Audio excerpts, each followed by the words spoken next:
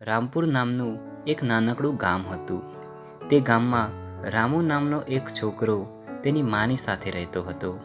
રામુના જીવનમાં તેની માના સિવાય બીજું કોઈ પણ નહોતું. રામુની મા ઘરનું કામકાજ કરતી અને રોજ સવાર અને સાંજ ભગવાનની પૂજા કરતી. રામુની માને ભગવાન પર અપાર વિશ્વાસ હતો અને તે રામુને પણ સલાહ આપતી કે ભગવાન જે પણ કરે છે તે આપણા ભલા માટે કરે છે. બસ આપણે તેની પૂજા કરવી જોઈએ અને ભગવાન પર વિશ્વાસ રાખવો જોઈએ. રામુ અને તેની મા શાંતિથી જીવન જીવતા હતા. પરંતુ અચાનક તે ગામમાં કોઈ ભયંકર મહામારીના કારણે બધા ગામવાસીઓને તે ગામ છોડી બીજા ગામમાં જવાનું કહેવામાં આવ્યું. પરંતુ બીજા ગામમાં જવા માટે નદીને પાર કરીને જવાનું હતું. બીજા દિવસે બધા ગામવાસીઓ પોતપોતાનો સામાન લઈ હોડીમાં બેસવા તૈયાર થઈ ગયા. રામુ અને તેની મા પણ હોડીમાં બેસી ગયા. થોડા સમય પછી હોડી નદીમાં ચાલવા લાગી.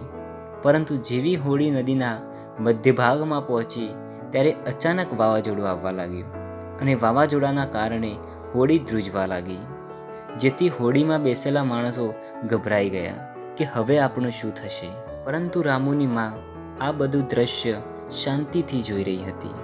તેના ચહેરા પર કોઈ પણ જાતનો ડર નહોતો.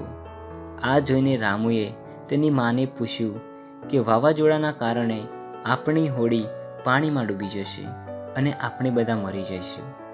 બધા લોકો ડરના કારણે ધ્રુજી રહ્યા છીએ, જ્યારે આવી સંકટ પરિસ્થિતિમાં પણ તારા ચહેરા પર ડરનું કોઈ પણ નિશાન નથી.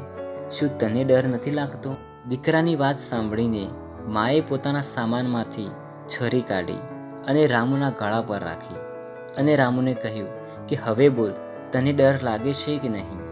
આ સાંભળીએ રામુએ તેની માને કહેવા લાગ્યો કે હું તારાથી કેમ ડરું? તું તો હંમેશા માટે મારું સારું જ કરે છે અને આ છરી પણ તારા હાથમાં છે, કોઈ બીજા વ્યક્તિના હાથમાં નથી, તો મારે ડરવાની શું જરૂર? ત્યારે રામુની મા રામુને સમજાવે છે કે જેમ મારા હાથમાં છરી છે તેમ આ વાવાઝોડું પણ ભગવાનના હાથમાં છે. તારા ગળા પર છરી છે છતાં પણ તને ડર નથી લાગતો, કારણ કે તને તારી મા પર વિશ્વાસ છે કે મારી મા મારું ખરાબ નહીં કરે.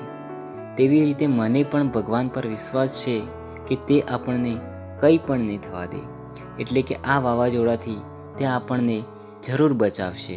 ભગવાનનો પ્રેમ દરેક માણસ માટે સમાન છે અને ભગવાન જે પણ કંઈ કરે છે તે આપણા બધા માટે સારું જ કરે છે. તો પછી ડર કઈ વાતનો? બસ આપણે સારા કર્મ કરતા રહેવું જોઈએ, ભગવાનની ભક્તિ કરવી જોઈએ અને ભગવાન પર વિશ્વાસ રાખવો જોઈએ. ભગવાન આપણી મદદ જરૂર કરશે.